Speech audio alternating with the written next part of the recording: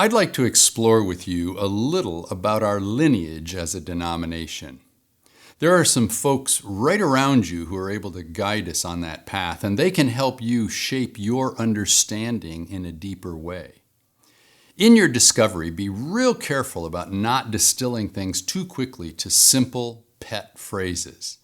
Think about the fullness of the story before you reduce it to quick statements or descriptors. That way, when you're asked to describe it briefly, it will be obvious that there's a boatload of thought, reflection, and texture behind your words. Because we are a family with both a story and a well-formed identity, it also means that we have a lineage. You've probably seen a family tree. Maybe it's your own family tree.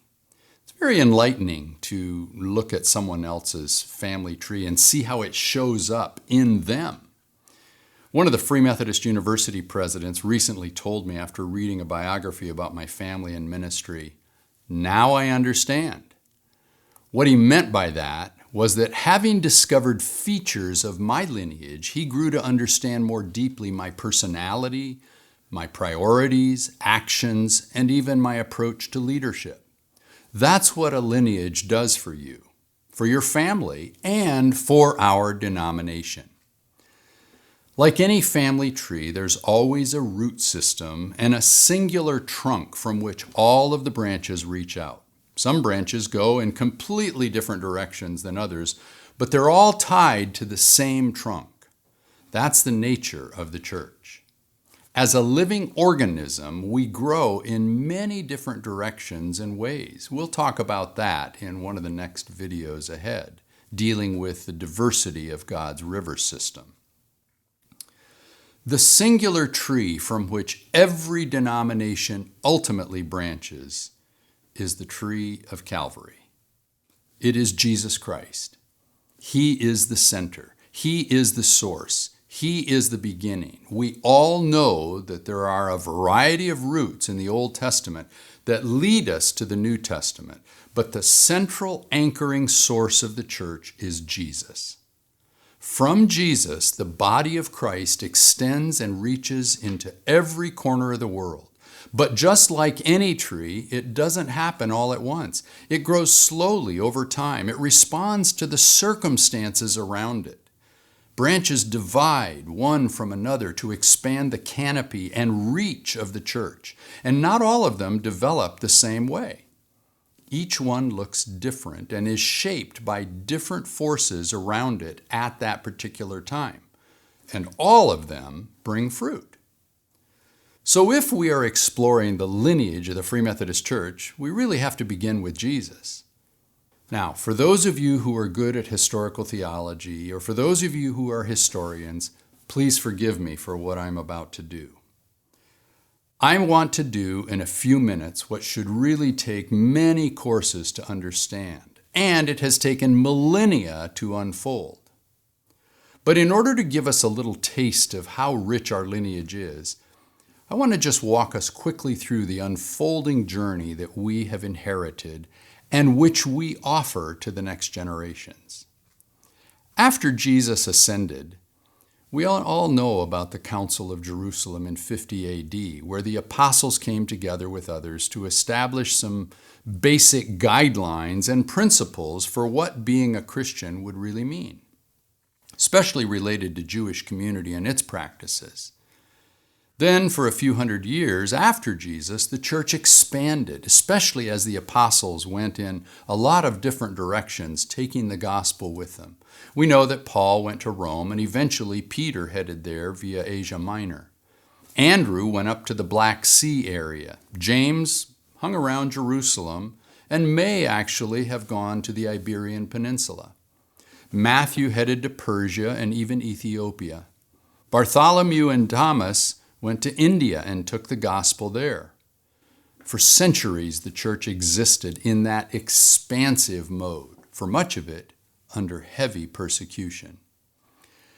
As it expanded, it became clear that there was a need for people to think together about what unites us as Christ followers. So, in AD 325, another council was called by Emperor Constantine in the town of Nicaea.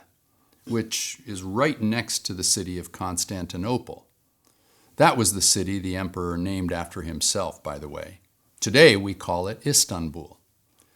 People came from the entire Christian network of the day, and they addressed the questions about the nature of Jesus, and particularly, they addressed the question of what we call the Trinity today. You can read the Nicene Creed, which is one of the greatest foundations for Christianity. As a matter of fact, Aldersgate Press just published a book not long ago entitled The Creed We Need, about the creed that resulted from this council. Constantinople had a huge influence in the church, but tensions arose with the headquarters in Rome. A number of centuries later, that tension grew around things like the authority of the Pope and polity of how the church should be structured with one leader or a group of leaders. And some key theological and cultural differences really strained the relationship between Rome and Constantinople. So in 1054, a huge split occurred. We call it the Great Schism. It was like the trunk of the tree split in two. That changed history dramatically, but the tree continues to grow. Because Constantinople is east of Rome, it's also known as the East-West split. The church that remained headquartered in Rome we know as the Western Church, the Catholic Church, or the Roman Catholic Church.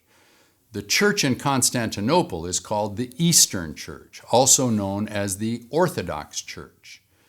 These names are quite significant. The Western Church chose to use the word Catholic, which just means universal. The Eastern Church used the word Orthodox, which means right thinking or right belief. I suppose the awkward humor is lost on a lot of us, but think about it.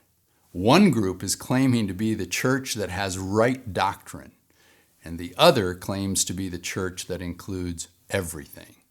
I'm sure God had a little chuckle over that one. The Orthodox branch of the church continued to grow, mostly in the Middle East, Africa, and up through parts of Asia. Today we see it in many places, even though for many in Western nations it feels a bit strange. Maybe you've even seen an Orthodox church in your community. There's one around the corner from my house, and occasionally I really enjoy visiting. There are a lot of offshoots like the Russian Orthodox Church or the Marianites or the Coptic churches of Egypt and Ethiopia, Greek Orthodox or the Orthodox churches of America, and so forth. The Catholic Church also continued to expand, but mostly into Western cultures, especially including Europe and Latin America. Let me encourage you to look into this a little more, particularly to understand a bit about the Orthodox Church, since it's a little less familiar to Westerners. Here's an assignment.